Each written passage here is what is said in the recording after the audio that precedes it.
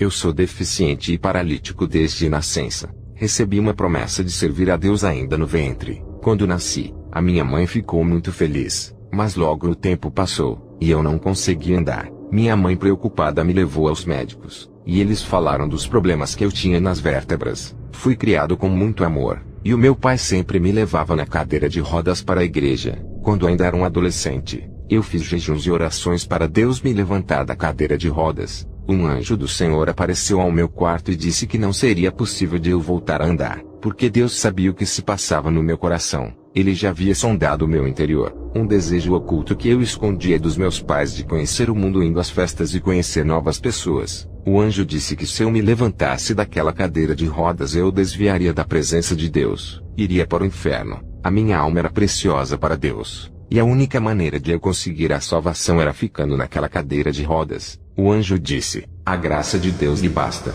Estava orando com muito fervor, e os meus sentidos foram aguçados. Quando percebi, estava ao lado do anjo. Eu caminhava perfeitamente e até flutuava. Eu fiquei feliz por caminhar ao lado do anjo, e ele me levou acima das nuvens onde pude ver o universo e as pessoas andando pela terra. Um cometa voou pelo espaço, e ao entrar na atmosfera da Terra virou uma tocha de fogo e caiu sobre a floresta, causando um grande incêndio destruindo a vegetação. Vi a terra em grande caos e destruição total. Um anjo que estava nos ares do céu tocava uma trombeta, e um grande terremoto sacudiu a terra inteira. Vários países ao mesmo tempo foram atingidos. Depois um grande relâmpago atingiu as árvores e as florestas pegaram fogo, e muitos animais morreram queimados. Outros animais corriam para as cidades. Animais ferozes que estavam na floresta invadiam as cidades por causa do fogo. Outro relâmpago atingiu os fios elétricos, fazendo as casas pegarem fogo e os aparelhos elétricos. Muitas casas pegaram fogo, matando milhões de pessoas.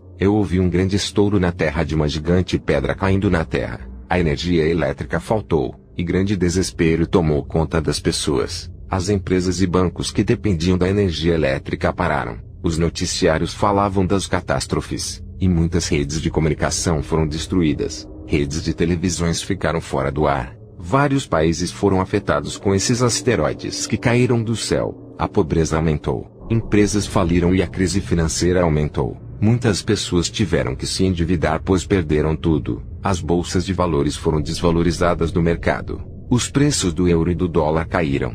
O Senhor me levou para uma parte do mundo onde estava tendo uma guerra entre os soldados do exército. Eles guerreavam, aviões eram atingidos, navios afundavam através de mísseis, várias bombas eram jogadas dos aviões que caíam e atingiam a terra. Casas, comércios, empresas, escolas e carros eram destruídos através dos ataques aéreos. Eu não sei que guerra era aquela, se era a Terceira Guerra Mundial ou a Quarta Guerra Mundial. O que eu vi foi uma guerra mais destrutiva do que as anteriores. Se juntar a Primeira e a Segunda Guerra Mundial que houve na Terra perto dessa que vi na visão é brincadeira de criança. Eu contemplei uma verdadeira carnificina. Milhões de corpos dilacerados, cabeça para um lado, pernas e membros separados. Também eu vi armas químicas sendo usadas como bombas. Essas armas soltavam um gás mortal que todos que respiravam esse gás contaminavam as suas correntes sanguíneas, matando milhões de pessoas. Bombas biológicas feitas de micróbios que causavam doenças também eram jogadas na Terra.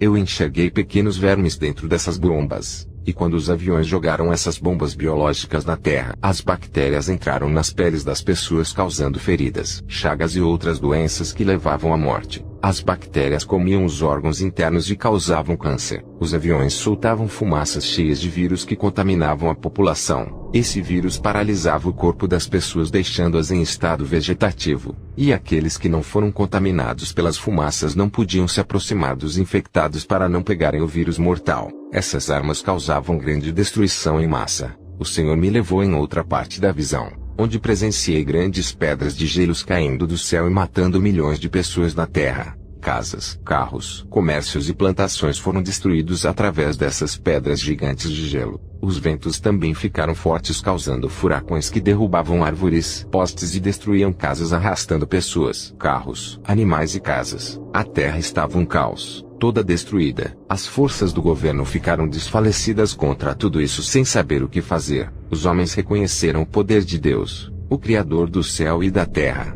Tive outra visão apocalíptica. Vi o sol ficando mais quente, causando câncer de pele nas pessoas. Ninguém mais suportava o sol e procuravam ficar em suas casas dentro de banheiras com gelos. As pessoas que ficavam nuas nas praias tiveram as suas carnes queimadas com altos graus. Suas peles ardiam com grandes feridas mortais. Os gelos da Antártida, do Alasca, do Polo Sul e Norte derretiam, e as águas dos mares aumentaram por receberem grandes quantidades de água com o derretimento. Os animais do frio não aguentaram o calor e morreram. Tive a última visão de um grande trono branco que estava no universo. O céu azul e toda a sua atmosfera foi destruída, e também não havia mais chão para a gente pisar porque a Terra também foi destruída. O planeta Terra não existia, e milhões de almas saíram do inferno e voltaram para os seus corpos. Eles estavam de pé diante do trono do Todo-Poderoso. Aquele homem de branco era Jesus que estava muito sério. Um anjo que estava ao seu lado abriu o livro das obras de todos os pecados dessas pessoas. Tudo estava registrado, e não havia como mentir no julgamento. E todos daquela fila foram condenados. Os seus pecados foram expostos em uma tela para eles verem com os seus próprios olhos as suas maldades. Pessoas desde o tempo de Adão até aquele tempo futuro, todos que estavam ali saíram de suas prisões no inferno para receberem as suas sentenças e o castigo eterno. O juízo foi justo com retidão. Todos reconheceram que eram dignos do lago de fogo, e se dobraram diante daquele que reina com justiça. Eles não eram mais espíritos, e estavam com os seus corpos carnais por terem sido ressuscitados. Os anjos lançaram todos os milhões de pessoas no lago de fogo ardente, e os gritos foram terríveis. Depois dessa última visão o meu espírito retornou à terra. Fiquei perplexo, e passei dias sem dormir, até que o Espírito Santo me tranquilizou. Eu falo para a humanidade que vive no pecado. O futuro é esse para aqueles que não querem ser salvos desses grandes dias. Jesus é o remédio para você que ainda não encontrou a salvação. Ele quer curar a sua alma, as suas emoções e o seu corpo doente. Ele é o remédio para o seu pecado, e expulsará todo o mal da sua vida e aliviará as dores. Deixa Jesus resolver os seus problemas. Ele supre os oprimidos e auxilia os pobres. Ele é a solução dos doentes, necessitados e cativos, e envia os recursos do céu quando faltar na terra. Quem tem o coração disposto já aceitou esse remédio que será suficiente para a sua vida. Quem rejeitar esse remédio, as suas enfermidades nunca passarão, e as suas feridas não sararão. Aonde não tem esse remédio para a salvação tem doenças da alma e morte. Os que zombam desse testemunho, para esses não há remédio. Rejeitam a obra da salvação que é oferecida de graça e não querem se entregar. O Senhor Deus me levou para o futuro. A tecnologia estava bem moderna. Comecei a ouvir barulho de bombas e via grandes explosões, aviões bombardeando lugares e causando grande destruição, milhões de corpos mutilados, pedaços de carne humana por todos os lados, caixões parecendo grandes caixas estavam disponíveis para colocar milhões de pedaços de corpos dentro. Estava havendo uma guerra entre os países. A profecia do Cavaleiro Vermelho se cumpriu. Editoras evangélicas deixaram de produzir as Bíblias por ordem do governo do Anticristo. Um homem elegante surgiu no mundo e era o centro das atenções. A sua aparência exterior era de um homem formoso, mas a sua alma interior era de um monstro com dentes de leão e garras afiadas. O seu espírito era de fera, e o seu interior tinha profunda escuridão, e dentro do seu peito não havia coração, e sim um vácuo. Esse homem foi convocado para trazer ordem e progresso ao mundo.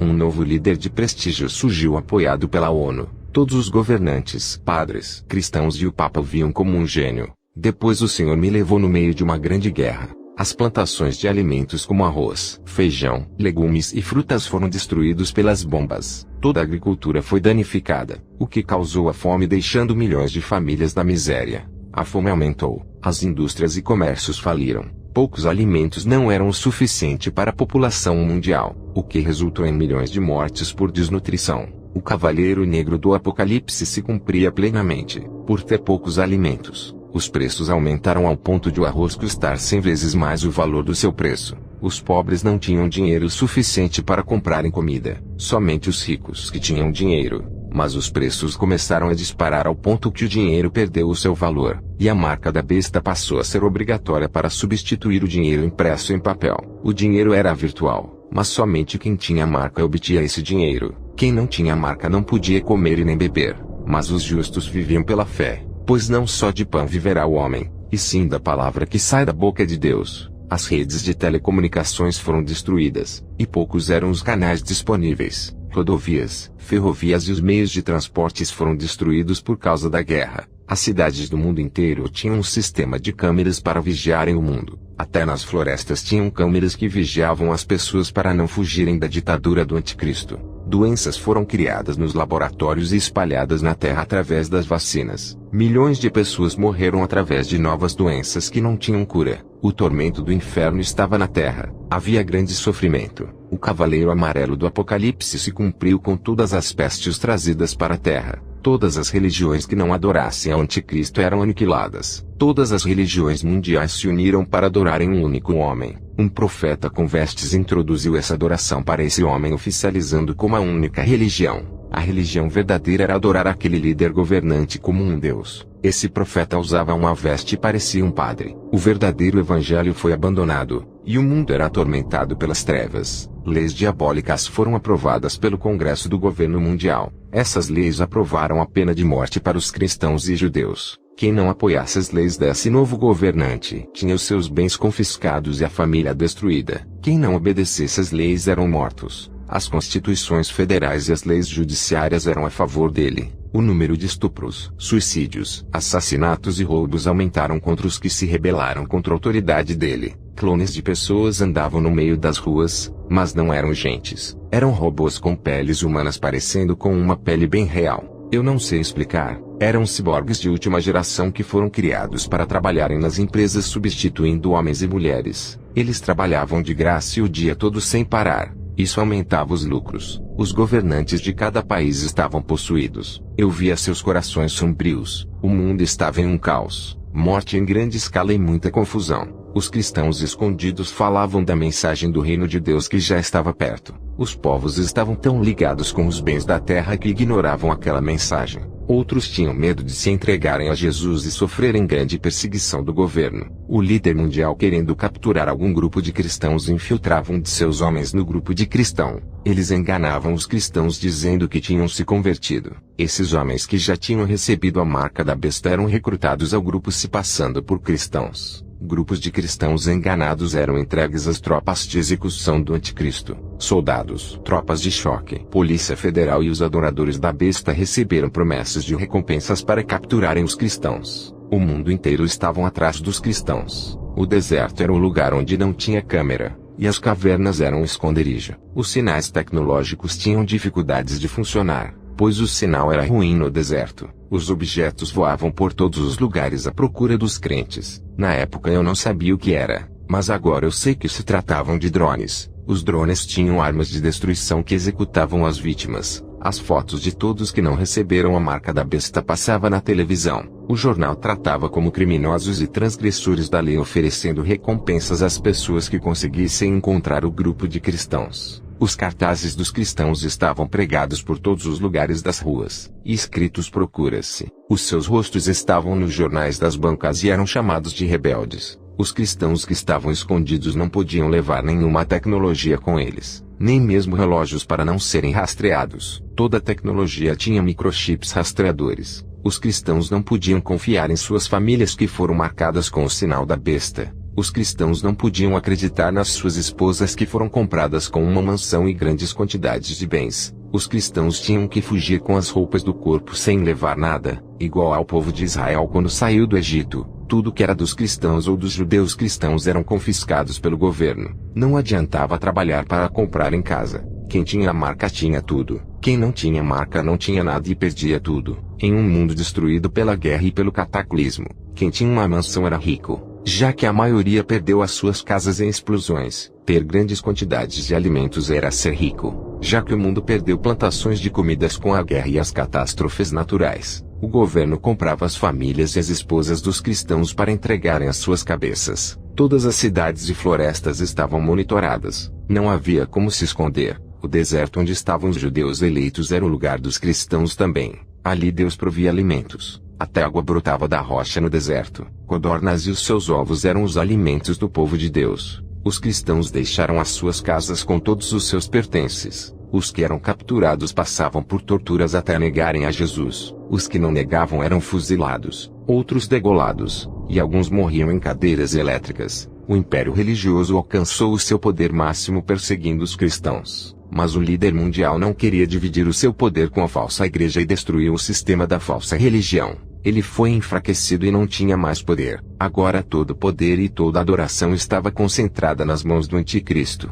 A falsa igreja e nem a religião não existiam mais. A crise financeira começou a afetar o governo do grande líder. O próprio Deus estava destruindo a propriedade do governo com as pragas. As autoridades do governo passaram a questionar o grande líder, e a oposição começou a existir. Aquele governo perfeito estava se ruindo aos poucos, mesmo com todas as suas habilidades governamentais. Depois o Senhor me mostrou a terra em paz, e disse que era aos 1000 anos. Um anjo desceu do céu, abriu o abismo e soltou Satanás. Ele subiu para a terra cheio de ódio e vingança por ficar muito tempo preso. Satanás começou a rodear a terra e enganar os corações dos povos. Ele, querendo tomar o reino de Jesus, convence as nações para destruírem a Israel e assumirem a terra da promessa. Israel foi cercado por uma multidão de pessoas e soldados. Eram milhões que queriam destruir Israel. Os judeus clamaram por socorro, e fogo desceu do céu e destruiu aqueles milhares de povos. Não foram capazes de rivalizar com o poder de Jesus. O meu espírito saiu do futuro e voltou. O Senhor Deus me fez viajar ao futuro para revelar os acontecimentos. Eu voltei chorando desse arrebatamento, pois foi terrível para eu presenciar esse acontecimento.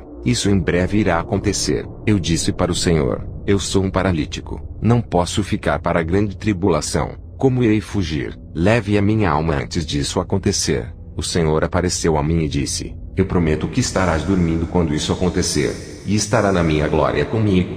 Eu falo a todos vocês que ainda não entregaram a vida a Jesus. Múltiplos são os caminhos a serem seguidos, mas só existe um caminho verdadeiro. Ele se chama Jesus. Esse caminho é estreito e cheio de obstáculos a serem enfrentados. Muitos olham para esse caminho, e antes de trilharem olham para as dificuldades. Várias pessoas desistem antes de caminharem, e algumas pessoas até chegam a andar por esse caminho, mas quando encontram dificuldades voltam para trás. Eles não entendem que Jesus prometeu estar com eles até a consumação dos séculos, e têm medo de continuarem no caminho. Jesus disse: enviarei o meu Espírito para ajudar a todos a caminharem pelo meu caminho.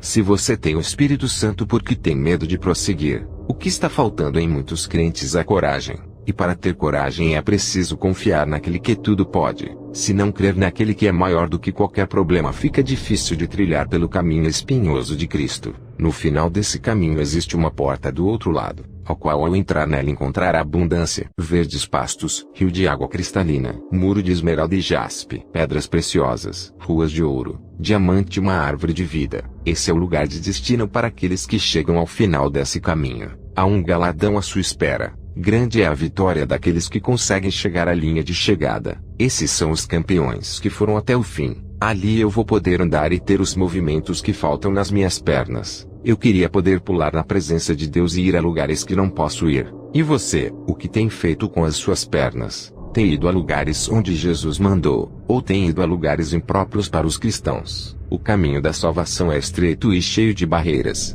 Mas quando chegar ao fim desse caminho há uma terra imensa e espaçosa pronta para lhe receber. Está disposto a pagar o preço do sofrimento, passar angústias e provas doloridas para herdar tudo isso. Você pode ter tudo na terra, mas não paga a herança que Jesus tem para ti se voltar para trás. Jesus pagou um preço alto para que você tenha a garantia de entrar nesse lugar e ser herdeiro com ele. Jesus não pagou esse preço para ganhar alguma herança para ele, pois é tudo de todos. Ele pagou esse preço para que você possa ter uma herança. Ele fez por amor. Agora cabe a você fazer a sua parte para ser herdeiro. Não temos escolhas. Ou entramos nesse caminho estreito e recebemos toda a herança, ou trilharemos no caminho que leva para o reino das trevas. No mundo não há liberdade. No reino das trevas somos prisioneiros, mas no reino do céu somos livres do mal e da tentação. Permaneçam fiéis para a glória de Jesus. Amém.